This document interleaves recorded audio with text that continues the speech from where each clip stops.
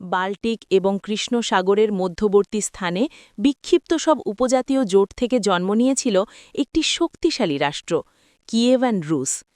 এই রাষ্ট্র থেকেই পরবর্তীতে জন্ম নেয় রুথেনিয়া রাজ্য, যা ইউক্রেনের পূর্বসূরি, মস্কোর গ্র্যান্ড ডাচি, যা ভবিষ্যৎ রাশিয়া, এবং পোলোটস্কের প্রিন্সিপ্যালিটি, যা আধুনিক বেলারুসের পূর্বপুরুষ।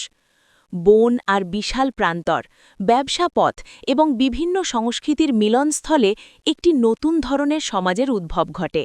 এটি শুধু কোনো উপজাতি বা সামরিক জোট ছিল না, বরং এমন এক সম্প্রদায় ছিল যারা একটি পূর্ণাঙ্গ রাষ্ট্র গঠনে সক্ষম। প্রাচীন লেখকরা প্রথমবার স্লাভদের কথা উল্লেখ করেছিলেন, এবং গ্রিক ও রোমানদের কাছে তারা তখনও বর্বর ছিল। কিন্তু বাস্তবে তারা ইতোমধ্যেই এমন এক জাতিতে পরিণত হয়েছিল যারা একটি শক্তিশালী রাষ্ট্রের ভিত্তি স্থাপন করেছিল, এমন এক রাষ্ট্র যা শত শত বছরের পরীক্ষা সহ্য করার ক্ষমতা রাখতে পারত।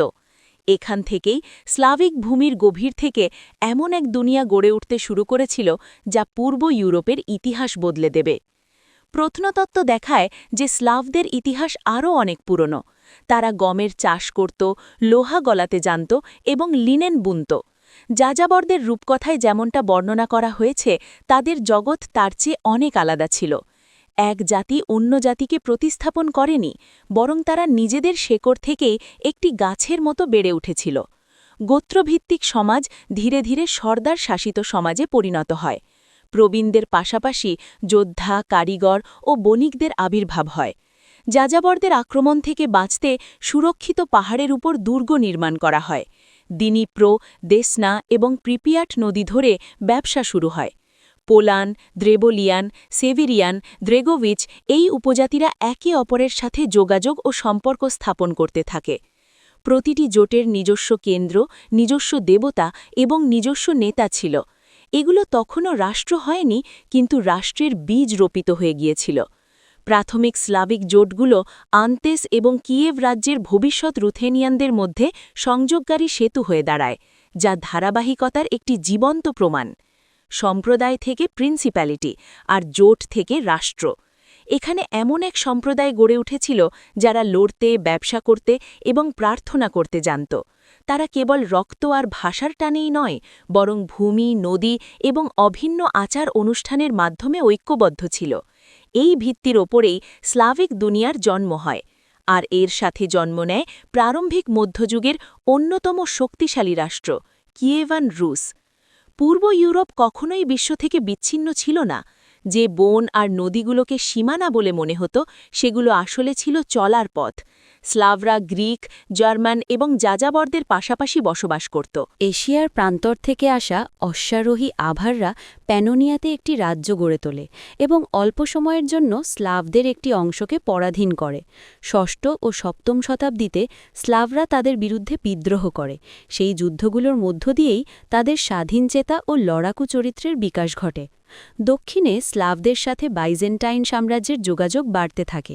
তাদের নৌকাগুলো দানিউব নদী ধরে থ্রেস এবং কনস্ট্যান্টিনোপলের উপকণ্ঠ পর্যন্ত পৌঁছে যায়। ঐতিহাসিকরা লিখেছেন কিভাবে স্লাভরা অগভীর জলাশয় পার হয়ে শহরগুলো পুড়িয়ে দিত এবং কর আদায় করত। যুদ্ধের পাশাপাশি পণ্য, মুদ্রা এবং নতুন ধারণার আদান প্রদানও শুরু হয়।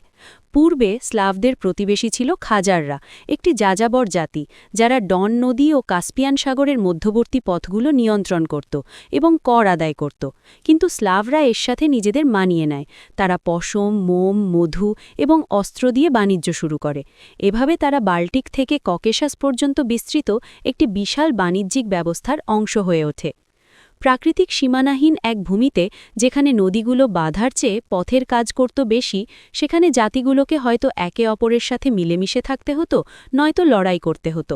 আর এই লড়াইয়ে টিকেছিল স্লাভরাই, যারা সবচেয়ে শক্তিশালী না হলেও সবচেয়ে বেশি মানিয়ে নেওয়ার ক্ষমতা সম্পন্ন ছিল। তারা জানত কিভাবে ঐক্যবদ্ধ হতে হয়। মধ্য দিনিপ্রো অঞ্চলে কিয়েভ, লুবেক, ইস্কোরস্টেনের মতো প্রথম বড় বড় কেন্দ্রগুলো গড়ে ওঠে। একটি প্রাচীন কিংবদন্তি অনুযায়ী কি, শেখ ও খরিভ নামের ৩ ভাই এবং তাদের বোন লিবেদ মিলে দিনিপ্রো নদীর পাহাড়ে কিয়েভ শহর প্রতিষ্ঠা করেন। এই শহরটি স্থানীয় উপজাতিদের উত্থানের প্রতীক এবং পূর্ব স্লাভিক দুনিয়ার হৃৎপিণ্ডে পরিণত হয়। দিনিপ্রোর পাহাড়গুলোতেই পোলানরা বসবাস করত। বাইকিং থেকে গ্রিকদের যাওয়ার পথে চমৎকার ভৌগোলিক অবস্থানের কারণে কিয়েভ বাল্টিক এবং বাইজেন্টাইনের মধ্যে একটি প্রধান কেন্দ্রে পরিণত হয়। কাছেই বাস করত স্লোভেন এবং ক্রিভিচ, সেভেরিয়ান এবং দ্রেভলিয়ানরা। তাদের দেবতারা প্রকৃতির বিভিন্ন শক্তি এবং উপজাতীয় জীবনের নানা দিক নিয়ন্ত্রণ করতেন। পেরুন ছিলেন বজ্রপাত ও যুদ্ধের দেবতা, দাজবোগ ছিলেন সূর্যের দেবতা, মোকোশ উর্বরতার এবং ভেলেস ছিলেন বাণিজ্য ও শিল্পের দেবতা। প্রথম স্লাভিক শাসকরা রাজনৈতিক ক্ষমতা গড়ে তুলতে শুরু করেন। কিংবদন্তি অনুযায়ী যুবরাজ আসকোল্ড এবং দীর কিয়েভকে কেবল পোল্যান্ডের নয়, বরং একটি বৃহত্তর উপজাতীয় সম্প্রদায়ের কেন্দ্রে উন্নীত করেন এবং কনস্ট্যান্টিনোপলের সাথে সম্পর্ক স্থাপন করেন। ৮৬০ সালে বাইজেন্টাইনের বিরুদ্ধে আসকোল্ডের অভিযানটি কিয়েভের ক্ষমতার প্রথম বড় ধরনের বহিঃপ্রকাশ ছিল। বস্তুত ইউরোপের মঞ্চে কিয়েভান রুসের এটাই প্রথম উপস্থিতি ছিল।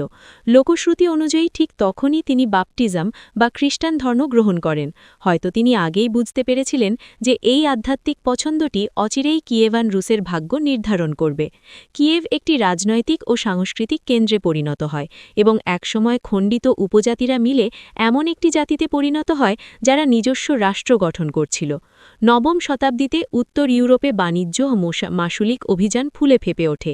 স্ক্যান্ডিনেভিয়ান রাজারা, যারা দক্ষ নাবিক ও যোদ্ধা ছিলেন, পূর্ব ইউরোপের নদীগুলো ধরে তাদের পথ তৈরি করে বাল্টিক ও কৃষ্ণ সাগরকে সংযুক্ত করেছিলেন। তারা কেবল তলোয়ার নিয়েই আসেননি, বরং নিয়ে এসেছিলেন বাণিজ্যের অভিজ্ঞতা, সাংগঠনিক দক্ষতা এবং শাসন করার ক্ষমতা। স্লাভদের কাছে তারা মিত্র, বাণিজ্য অংশীদার এবং নতুন রাজনৈতিক দর্শনের বাহক হয়ে ওঠে। ভাইকিংদের আমন্ত্রণ নামের কিংবদন্তি স্থানীয় উপজাতিদের স্থিতিশীলতার আকাঙ্ক্ষা প্রতিফলিত করে। ধারণা করা হয় তারা ভাইকিং রুরিকের কাছে গিয়ে তাদের শাসন করার এবং ন্যায় বিচার প্রতিষ্ঠা করার অনুরোধ করেছিল। আধুনিক ইতিহাসবিদরা এই গল্পটিকে কোনো বাস্তব ঘটনা হিসেবে দেখেন না, বরং এটিকে পরিণত রাজনৈতিক পরিক্কতার একটি প্রতীক হিসেবে দেখেন। এর মাধ্যমে উত্তরের সামরিক অভিজাতরা ধীরে ধীরে স্লাভিক পরিবেশের সাথে মিশে যায় এবং ক্ষমতার একটি নতুন রূপ প্রতিষ্ঠা করে। কিয়েভান রুসের জন্ম কোনো বিজয়ের মাধ্যমে হয়নি, বরং শক্তি ও ঐতিহ্যের ঐক্যের মাধ্যমে হয়েছিল। ভাইকিংরা অত্যন্ত সক্রিয় ব্যবসায়ী ছিল। ভাইকিং থেকে গ্রিকদের যাওয়ার বিখ্যাত পথটি তাদের বাইজেন্টাইন রত্ন, মদ এবং মশলা এনে দিয়েছিল। একই সাথে তারা পণ্য ও স্লাভদের বাণিজ্য করার সুযোগ পেয়েছিল। এটা প্রমাণ করে যে বাণিজ্য ভিসানের সময়ও ভাইকিংরা লুটতরাজ চালাত এবং স্লাভিক ভূমি নিয়ন্ত্রণ করত। আরেকটি গুরুত্বপূর্ণ বাণিজ্য পথ ভোলগা নদী হয়ে আরব খালিফাত পর্যন্ত বিস্তৃত ছিল। সেখান থেকে ভাইকিংরা আরবীয় রূপা নিয়ে আসত, যা পরে কিয়েভান রুসের প্রথম মুদ্রাগুলোর একটি হয়ে ওঠে। ভাইকিংরা যাযাবরদের আক্রমণ থেকেও এই পথগুলোকে রক্ষা করত, বিশেষ করে দিনিপ্রোর র্যাপিডজ এলাকায়। রুরিকের মৃত্যুর পর ক্ষমতার ব্যাটন চলে যায় তার সেনাপতি ওলেগের হাতে। তিনি বুঝতে পেরেছিলেন যে নতুন রাষ্ট্রের শক্তি লেক ইলমনের জলাভূমিতে নয়, বরং রয়েছে বাণিজ্য পথের মিলনস্থল কিয়েভের দিনিপ্রো পাহাড়ে। ৮৬০ সালে ওলেগ দক্ষিণে অগ্রসর হন এবং কৌশলে কিয়েভ দখল করেন, যেখানে তখন আসকোল্ড এবং দীর শাসন করছিলেন। তিনি এই শহরটিকে কিয়েভান রুস শহরগুলোর মাতা বলে ঘোষণা করেন, যা নতুন উত্তর ও দক্ষিণের ঐক্যের প্রতীক ছিল। তবে ওলিগের সবচেয়ে বড় খ্যাতি আসে কনস্ট্যান্টিনোপলে তার অভিযানের কারণে, যাকে উত্তরের জাতিগুলোর কাছে অধরা মনে করা হতো। টেল অফ বাইগন ইয়ার্সের বর্ণনা অনুযায়ী ৯০৭ সালে কিয়েভের যুবরাজ একটি বিশাল সৈন্যবাহিনী নিয়ে দক্ষিণের দিকে অগ্রসর হন। ভাইকিং আর স্লাভদের জাহাজগুলো দিনিপ্রো ধরে যাত্রা করে কৃষ্ণ সাগর পাড়ি দিয়ে বাইজেন্টাইন রাজধানীর দেয়ালের কাছে পৌঁছায়। বাইজেন্টাইনরা লোহার শিকল দিয়ে তাদের বন্দর আটকে দেয়। তখন ওলেগ তার জাহাজগুলোতে চাকা লাগিয়ে ডাঙ্গা দিয়েই সোজা শহরের দেয়ালের দিকে অগ্রসর হন। এই অবাক করা দৃশ্য দেখে গ্রিকরা আলোচনায় বসতে রাজি হয়। ৯১১ সালে কিয়েভান রুস বাইজেন্টাইনের সাথে একটি লাভজনক চুক্তি স্বাক্ষর করে। এটি ছিল কিয়েভের প্রথম বড় কোনো কূটনৈতিক সাফল্য। যদিও বাইজেন্টাইন নথিতে এই ঘটনার বিস্তারিত কোনো উল্লেখ নেই। বাইজেন্টাইন সাম্রাজ্য কিয়েভান রুসকে সর্বমর্যাদার একটি পক্ষ হিসেবে স্বীকৃতি দেয়। কিয়েভের বণিকদের শুল্কমুক্ত বাণিজ্যের অধিকার দেয় এবং কূটনৈতিক সুরক্ষার নিশ্চয়তা প্রদান করে। ক্রনিকল বা ইতিহাস অনুযায়ী এই সফল অভিযানের পর ওলেগ দিনিপ্র নদীতে একটি নতুন শক্তির উত্থানের প্রতীক হিসেবে কনস্ট্যান্টিনোপলের মূল ফটকে তার ঢাল পেরেক দিয়ে গেঁথে দিয়েছিলেন। এই অভিযানের তাৎপর্য শুধুমাত্র সামরিক গৌরবের মধ্যেই সীমাবদ্ধ ছিল না। প্রথমবারের মতো কিয়েভান রুস নিজেদের একটি স্বাধীন রাষ্ট্র হিসেবে উপস্থাপন করেছিল, যারা একটি সাম্রাজ্যের সাথে আলোচনার সক্ষমতা রাখত। ওলেগের শাসন এই অঞ্চলগুলোর রাজনৈতিক ঐক্য সুসংহত করে এবং পোলান, দ্রেভলিয়ান, সেভেরিয়ান, স্লোভেন এবং ক্রিভিচদের মতো প্রধান উপজাতীয় জোটগুলোকে পরাধীন করে। ইতিহাসে প্রথমবারের মতো এমন একটি ক্ষমতার উদ্ভব হয় যা কোনো নির্দিষ্ট উপজাতির ওপর নির্ভরশীল ছিল না, বরং সকলের ঊর্ধ্বে অবস্থান করত। ওলেগ কিয়েভকে রাজধানী এবং ঐক্যের প্রতীক হিসেবে প্রতিষ্ঠিত করেন। তিনি প্রথম প্রশাসনিক কাঠামো এবং পুলিও দেয়া নামক রাজস্ব আদায় ব্যবস্থা চালু করেন। যুবরাজ এবং তার পারিষদবর্গ অধীনস্থ অঞ্চলগুলোতে ভ্রমণ করতেন, উপহার গ্রহণ করতেন, প্রজাদের তদারকি করতেন এবং নিজেদের কর্তৃত্ব সুসংহত করতেন।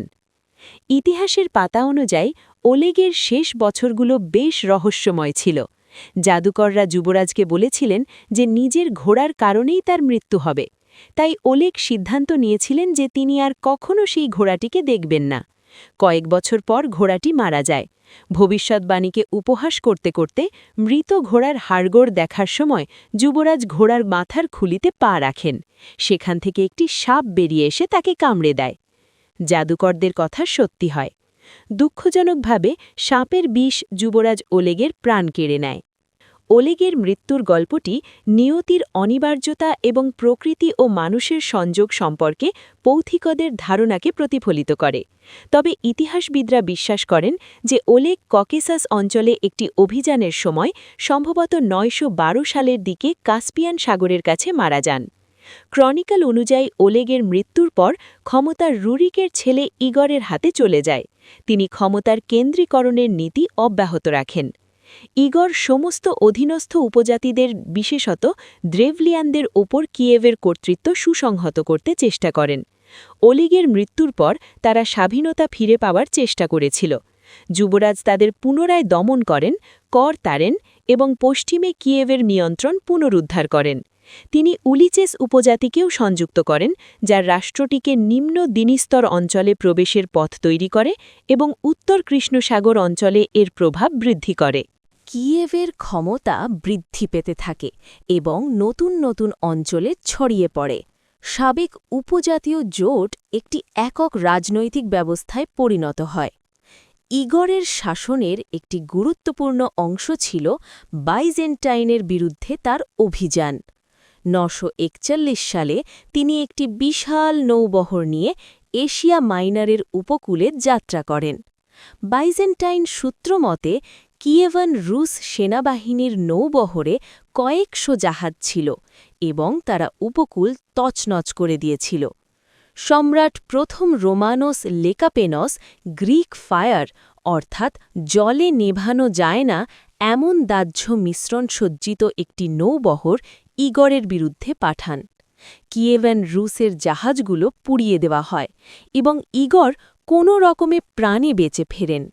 3 বছর পর এই যুবরাজ একটি নতুন সৈন্যবাহিনী গঠন করেন এবং আবারও বাইজেন্টাইনের দিকে অগ্রসর হন। এবার তিনি একটি শান্তি চুক্তি স্বাক্ষর করেন, যা কিয়েভ এবং কনস্টান্টিনোপলের মধ্যে বাণিজ্য পুনরুদ্ধার করে এবং সাম্রাজ্যের সমান অংশীদার হিসেবে রুসের মর্যাদাকে নিশ্চিত করে। ইগরের মৃত্যু ছিল অত্যন্ত মর্মান্তিক। ক্রনিকল অনুযায়ী দ্রেভলিয়ানদের কাছ থেকে কর আদায়ের পর যুবরাজ ফিরে গিয়ে আরও কর নেওয়ার সিদ্ধান্ত নেন। ততক্ষণে তিনি তার পারিষদদের বড় একটি অংশকে কিয়েভে ফেরত পাঠিয়ে দিয়েছিলেন। দ্রেভলিয়ানরা এই সুযোগটি কাজে লাগিয়ে বিদ্রোহ করে। তারা ইস্কোরোস্তেনের কাছে যুবরাজকে বন্দী করে। প্রাচীন নথিতে উল্লেখ রয়েছে যে তাকে 2টি বাঁকানো গাছের সাথে বেঁধে হত্যা করা হয়েছিল। গাছ দুটি সোজা হতেই তার শরীর ছিঁড়ে 2 টুকরো হয়ে যায়। ইগরের মৃত্যুর পর ক্ষমতা তার স্ত্রী প্রিন্সেস ওলগার হাতে চলে যায়। তিনি রুসের প্রাথমিক ইতিহাসের অন্যতম উল্লেখযোগ্য শাসকে পরিণত হন। এই রাজকন্যা কেবল সিংহাসনই রক্ষা করেননি, বরং চরম বিশৃঙ্খলার মধ্যে থেকে শৃঙ্খলাও ফিরিয়ে এনেছিলেন।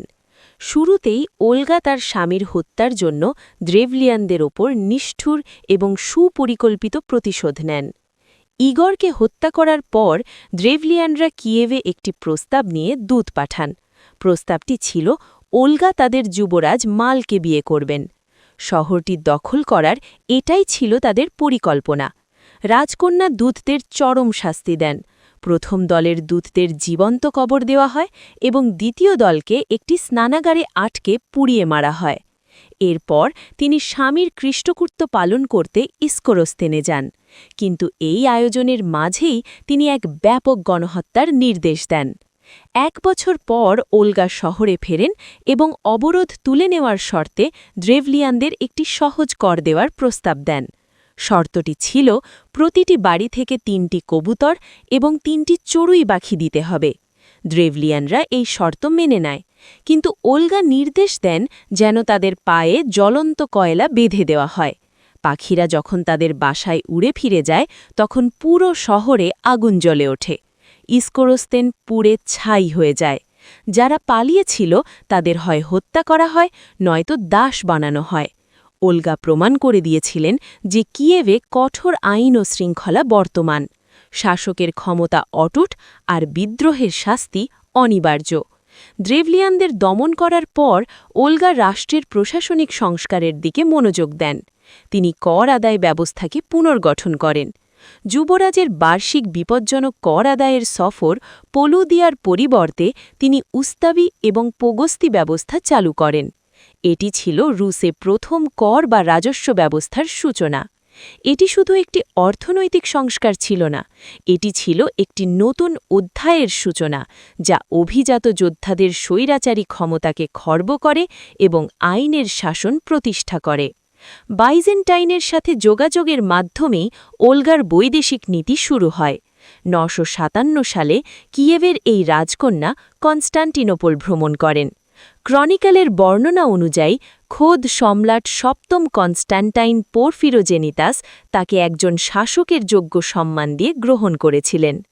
এই সফরের সময় ওলগা বাপ্তিস্মা নেন এবং খ্রিস্টান নাম হেলেনা গ্রহণ করেন, যা কিয়েভান রুসের জন্য একটি নতুন দিক নির্দেশনা তৈরি করে। লোকশ্রুতি আছে যে সম্রাট তাকে বিয়ে করতে চেয়েছিলেন, কিন্তু ওলগা তাকে নিজের গডফাদার বানিয়ে অত্যন্ত বুদ্ধিমত্তার সাথে সেই প্রস্তাব প্রত্যাখ্যান করেন। তার এই সফরের ধর্মীয় এবং কূটনৈতিক উভয় তাৎপর্যই ছিল। রাজকন্যা জোট এবং বাণিজ্যের সুযোগ নিয়ে আলোচনা করেছিলেন। স্বয়ং সম্রাট তার বইয়ে লিখেছিলেন যে এই বর্বর রাজকন্যা এমন প্রজ্ঞা ও মর্যাদা প্রদর্শন করেছিলেন যা কিয়েভান রুসের প্রতি সম্মান আদায় করে নিয়েছিল।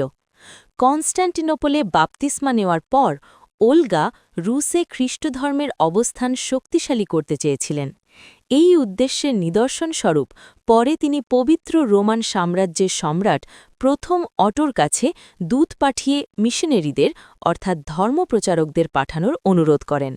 অটো তার অনুরোধ রক্ষা করে এবং অ্যাডালবার্টের নেতৃত্বে সন্ন্যাসীদের পাঠান, কিন্তু তাদের সেই মিশন ব্যর্থ হয়েছিল। ওলগার শাসনামলে দুটি ভিন্ন জগতের মিলন ঘটেছিল: পূর্বপুরুষদের পৌত্তলিক ঐতিহ্য এবং আইন ও বিশ্বাসের ওপর ভিত্তি করে গড়ে ওঠা একটি নতুন রাষ্ট্রের দৃষ্টিভঙ্গি। তার শাসনামলে কিয়েভান রুস সত্যিকার অর্থেই একটি সুসংগঠিত শক্তিতে পরিণত হয়েছিল, যা কেবল তলোয়ার দিয়ে নয়, প্রজ্ঞা দিয়েও পরিচালিত হতো। 964 সালে তার ছেলে স্ভিয়াতোস্লাভ ক্ষমতা গ্রহণ করেন। তিনি কেবল সিংহাসনই নয়, উত্তরাধিকার সূত্রে তার মায়ের দৃঢ়তাও পেয়েছিলেন। স্ভিয়াতোস্লাভ কিয়েভান রুসের সামরিক শক্তির মূর্ত প্রতীক হয়ে ওঠেন। দূরবর্তী অভিযানে নির্ভীক এবং উচ্চাকাঙ্ক্ষায় অদম্য। তার যুগ ছিল অঞ্চল সম্প্রসারণ, প্রভাব বৃদ্ধি এবং আন্তর্জাতিক মঞ্চে একটি প্রধান শক্তি হিসাবে কিয়েভান রুসের প্রতিষ্ঠার। 964 সালে তার প্রথম বড় অভিযান ছিল ভ্যাটেজেস এবং উত্তর পূর্বের অন্যান্য উপজাতিদের বিরুদ্ধে। স্ভিয়াতোস্লাভ তাদের বশ করে খাজার খাগানাতের নির্ভরতা থেকে মুক্ত করেন। তার দক্ষিণের অভিযানগুলো কিংবদন্তিতে পরিণত হয়েছিল। প্রথমেই স্ভিয়াতোস্লাভ ভোলগা ও বুলগেরিয়া গুড়িয়ে তাদের কর দিতে বাধ্য করেন। এরপর 964 থেকে 965 সালে তিনি খাজার খাগানাতের বিরুদ্ধে অগ্রসর হন। এটি ছিল একটি শক্তিশালী রাষ্ট্র যা কৃষ্ণ ও কাস্পিয়ান সাগরের মধ্যবর্তী প্রধান বাণিজ্য পথগুলো নিয়ন্ত্রণ করত। ঐতিহাসিক নথিমতে তখনই তার সেই বিখ্যাত উক্তিটি উচ্চারিত হয়েছিল, "আমি আসছি তোমাদের দিকে"। স্ভিয়াতোস্লাভ আতিল রাজধানী দখল করেন, প্রধান দুর্গগুলো ধ্বংস করেন এবং উত্তর ককেসাস ও নিম্ন ডন অঞ্চলে খাজারদের আধিপত্যের চূড়ান্ত অবসান ঘটান। এর ফলে কিয়েভান রুসের একটি সাময়িক সুবিধা পেয়েছিল, পূর্বাঞ্চলীয় বাণিজ্য পথগুলোর ওপর নিয়ন্ত্রণ। কিন্তু খাজারদের পতনের পর সেখানে পেচেনেকদের আগমন ঘটে, যা অনন্ত সীমান্ত যুদ্ধের এক নতুন যুগের সূচনা করে। তার এই বিজয় খুব দ্রুতই নতুন হুমকিতে পরিণত হয়। খাজার অভিযানের পর স্ভিয়াতোস্লাভ দানিউব অঞ্চলের বুলগারদের দিকে মনোযোগ দেন। সেই সময় বুলগেরিয়ান সাম্রাজ্য অভ্যন্তরীণ দ্বন্দ্ব এবং বাইজেন্টাইনদের চাপে দুর্বল হয়ে পড়েছিল, যা তাকে আক্রমণে প্রলুব্ধ করে। স্ভিয়াতোস্লাভের কাছে এটি ছিল শুধুমাত্র আরেকটি যুদ্ধ নয়, তিনি বুলগেরিয়ান ভূমিকে একটি কৌশলগত ঘাঁটি, বলকানের প্রবেশদ্বার এবং দানিউব, কৃষ্ণসাগর ও বাইজেন্টাইনের সংযোগকারী বাণিজ্য পথের নিয়ন্ত্রক হিসেবে দেখেছিলেন। 968 সালে এই যুবরাজ প্রায় 20 থেকে 30 হাজার যোদ্ধার একটি শক্তিশালী সেনাবাহিনী নিয়ে নতুন এক অভিযানে বের হন। যদিও ক্রনিকলগুলোতে আরও বড় সংখ্যার কথা উল্লেখ আছে। কিয়েভান রুসের বাহিনী বুলগেরিয়ানদের প্রতিরক্ষা ভেদ করে কয়েকটি দুর্গ দখল করে এবং স্থানীয় শাসকদের শোচনীয় পরাজয় উপহার দেয়। স্ভিয়াতোস্লাভ প্রেশিলাভ সহ প্রধান শহরগুলো দখল করেন এবং পেরেয়াস্লাভেটসে তার সদর দপ্তর সরিয়ে নেন, যা মূলত বুলগেরিয়ার একটি অংশকে তার ভবিষ্যৎ অভিযানের ঘাঁটিতে পরিণত করে। তার এই অগ্রগতি এতটাই দ্রুত ছিল যে প্রতিবেশী শাসকরা আতঙ্কে পড়ে যায়। তবে স্ভিয়াতোস্লাভ কেবল একজন ভয়ঙ্কর যোদ্ধা ছিলেন না, তিনি একজন দক্ষ রণকৌশলীও ছিলেন। তার এই বলকান অভিযানটি 3টি বৃহৎ শক্তি কিয়েভান রুস, বুলগেরিয়া এবং বাইজেন্টাইন সাম্রাজ্যকে একটি জটিল খেলায় জড়িয়ে ফেলেছিল। প্রথম দিকে সম্রাট নিকেফোরস ফোকাস বুলগারদের বিরুদ্ধে কিয়েভের যুবরাজকে সমর্থন দিয়েছিলেন, কিন্তু খুব দ্রুতই তিনি এমন জোটের বিপদ বুঝতে পারেন। কিয়েভান রুস কমান্ডার এমন একটি নতুন শক্তিতে পরিণত হয়েছিলেন যাকে আর সহজে দমিয়ে রাখা সম্ভব ছিল না। বাইজেন্টাইনরা উপহার, প্রতিশ্রুতি এবং কূটনীতির মাধ্যমে আপোষ করার উপায় খুঁজতে থাকে। এদিকে স্ভিয়াতোস্লাভ প্রকাশ্যে কিয়েভান রুসের রাজধানী কিয়েভ থেকে দানিউবের পেরেয়াস্লাভেটসে স্থানান্তরিত ইচ্ছা ঘোষণা করেন। এটি কেবল উচ্চাকাঙ্ক্ষা ছিল না, স্ভিয়াতোস্লাভ রুসকে শুধু একটি প্রান্তর রাজ্য হিসেবে নয়, ইউরোপীয় বাণিজ্য ও রাজনীতির একটি কেন্দ্রীয় শক্তি হিসেবে কল্পনা করেছিলেন। বুলগেরিয়ার ওপর বিজয়ের পর স্ভিয়াতোস্লাভ নিম্ন দানিউবে নিজেকে প্রতিষ্ঠিত করেন এবং দোরোস্তোলানকে এই অঞ্চলে কিয়েভান রুসের প্রধান দুর্গে পরিণত করেন। কিন্তু তার এই উচ্চাকাঙ্ক্ষা বাইজেন্টাইনদের শঙ্কিত করে তোলে। নতুন সম্রাট জন জিমিস্কেস, যিনি নিজে একজন অভিজ্ঞ সামরিক নেতা ছিলেন, সিদ্ধান্ত নেন যে তিনি নিজে এই অভিযানে যাবেন এবং বুলগেরিয়াকে আবার সাম্রাজ্যের নিয়ন্ত্রণে ফিরিয়ে আনবেন এবং একটি বিপজ্জনক প্রতিদ্বন্দ্বী হিসেবে স্ভিয়াতোস্লাভকে শেষ করে দেবেন।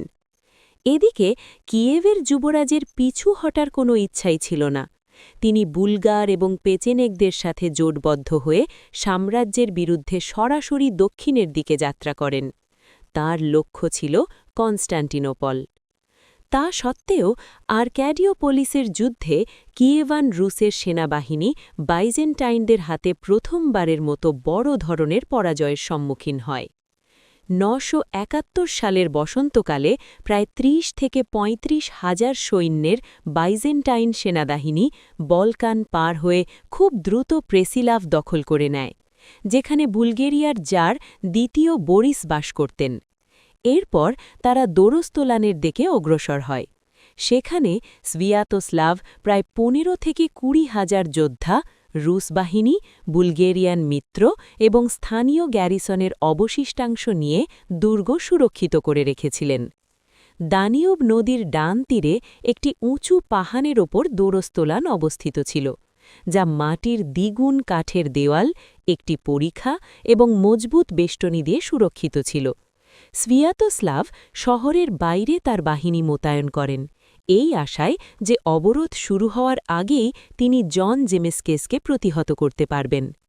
সামনের সারিতে তিনি ঢাল ও বর্ষার নিশ্ছিদ্র দেওয়াল তৈরি করে পদাতিক বাহিনীকে আঘাত সামলানোর জন্য প্রস্তুত রাখেন। বাইজেন্টাইনরা ভারী অশ্বারোহী, পদাতিক এবং তীরন্দাজদের সারিবদ্ধ করে। কোনো পক্ষেরই স্পষ্ট সুবিধা ছাড়াই যুদ্ধ চলতে থাকে। কিন্তু অন্ধকার নেমে আসার সাথে সাথে স্ভিয়াতোস্লাভকে তার সৈন্য প্রত্যাহার করতে বাধ্য হন। যুদ্ধের নিয়ন্ত্রণ সম্রাটের হাতে চলে যায়। শীঘ্রই বাইজেন্টাইনরা শহরটি স্থলভাগ থেকে ঘিরে ফেলে। তারা মাটির প্রাচীর ও পরিখা খনন করে এবং শহরের দেওয়ালে আঘাত হানতে কাঠের টাওয়ার নির্মাণ করে। সাম্রাজ্যের নৌবহর দানিউব নদে অবরুদ্ধ করে শহরের সরবরাহ বিচ্ছিন্ন করে। দোরস্তোলানের ভেতরে স্ভিয়াতোস্লাভ শহরের ফটক শক্তিশালী করেন, নতুন বেষ্টনী এবং পাথর ছোড়ার যন্ত্র বা ক্যাটাপল্ট বসানোর নির্দেশ দেন। অবরোধ দীর্ঘায়িত হতে থাকে। রুশ সেনাদল আচমকা আক্রমণ চালিয়ে শত্রুদের অবরোধ যন্ত্র পুড়িয়ে দেয় এবং তাদের রসদ ছিনিয়ে নেয়। বাইজেন্টাইন ঐতিহাসিক লিও দ্য দেকনের মতে স্ভিয়াতোস্লাভের যোদ্ধারা মৃত্যুর পরোয়া না করে যুদ্ধের ময়দানে ঝাঁপিয়ে পড়েছিল। ২ মাসের অবরোধের পর যুবরাজ একটি চূড়ান্ত যুদ্ধের জন্য বেরোয় আসার সিদ্ধান্ত নেন। ৯৭১ সালের জুলাই মাসের শেষের দিকে এই ঘটনা ঘটে। রুশ সেনাবাহিনী আবার বিশাল ফ্রন্ট নিয়ে ঢালের একটি প্রাচীর তৈরি করে। শত্রুর অশ্বারোহীদের হাত থেকে নিজেদের পার্শ্বধাকে রক্ষা করতে তাদের সারিগুলো দানিউব নদীর বাঁকটি পুরোপুরি অবরুদ্ধ করে। প্রথম কিয়েভান রুসের আক্রমণটি ছিল ভয়াবহ ধ্বংসাত্মক। বাইজেন্টাইনদের ব্যাপক ক্ষতি সম্মুখীন হয়, কিন্তু সম্রাট নিজে অশ্বারোহী বাহিনীর পাল্টা আক্রমণ নেতৃত্ব দিয়ে পরিস্থিতি রক্ষা করেন। স্ভিয়াতোস্লাভ আরও সামনে এগোতে থাকেন, আর জিমিস্কেস পিছু হটার ভান করে শত্রুদের সমতলে প্রলুব্ধ করেন। সেখানে সম্রাটের অশ্বারোহী বাহিনী হঠাৎ কিয়েভান রুসের বাহিনীকে পাশ থেকে আক্রমণ করে এবং তাদের চারপাশ থেকে ঘিরে ফেলে। কিয়েভান রুসের সৈন্যদের সারি কেন্দ্রের দিকে ভেঙে পড়ে এবং তাদের ঐক্য নষ্ট হয়। বিপুল আহত হত্যার পর সেনাবাহিনীর একটি অংশ দেয়াল ভেঙে আবার শহরের ভেতরে প্রবেশ করতে সক্ষম হয়, কিন্তু এই লড়াইয়ে স্ভিয়াতোস্লাভ আহত হন। পরাজয়ের পর যুবরাজ আলোচনায় বসতে রাজি হন। তিনি বাইজেন্টাইনের সাথে শান্তি চুক্তি স্বাক্ষর করেন, যাতে তিনি বলকান ছেড়ে যাওয়ার প্রতিশ্রুতি দেন, কিন্তু রুশ বণিকরা কনস্টান্টিনোপলে বিনামূল্যে বাণিজ্য ও চলাচলের অধিকার বজায় রাখেন। এছাড়াও সম্রাট তার সাহসিকতায় মুগ্ধ হয়ে স্ভিয়াতোস্লাভকে বিপুল লুণ্ঠিত সম্পদ নিয়ে নিরাপদে কিয়েভে ফিরে যাওয়ার অনুমতি দেন। তবে দেশে ফেরার পথে দিনিপ্র নদীর খরস্রোতা অংশে স্ভিয়াতোস্লাভ পেচেনেকদের অতর্কিত হামলার শিকার হন। এই অসম লড়াইয়ে তিনি খান কুরিয়ার হাতে নিহত হন। ক্রনিকাল বা ইতিহাস অনুযায়ী পেচেনেগরা পেরেয়াস্লাভেৎস থেকে যুবরাজের ফেরার খবর জানতে পেরেছিল, তবে ঐতিহাসিকরা ধারণা করেন যে সম্রাট জন জেমেস্কেস হয়তো একজন বিপজ্জনক প্রতিদ্বন্দ্বীকে চিরতরে সরিয়ে দেওয়ার জন্য গোপনে খান কুরিয়াকে আগেই খবর দিয়ে রেখেছিলেন। এভাবেই কিয়েভান রুস গঠনের প্রথম বীরত্বপূর্ণ যুগের সমাপ্তি ঘটে। স্ভিয়াতোস্লাভ ছিলেন সেই পৌত্তলিক রুশ যুবরাজদের মধ্যে একজন, যিনি তার রাষ্ট্রকে কেবল একটি শহরের মধ্যে দেখেননি, বরং সমগ্র পৃথিবীর ওপর প্রভাব বিস্তারে সক্ষম একটি মহান শক্তি হিসেবে কল্পনা করেছিলেন।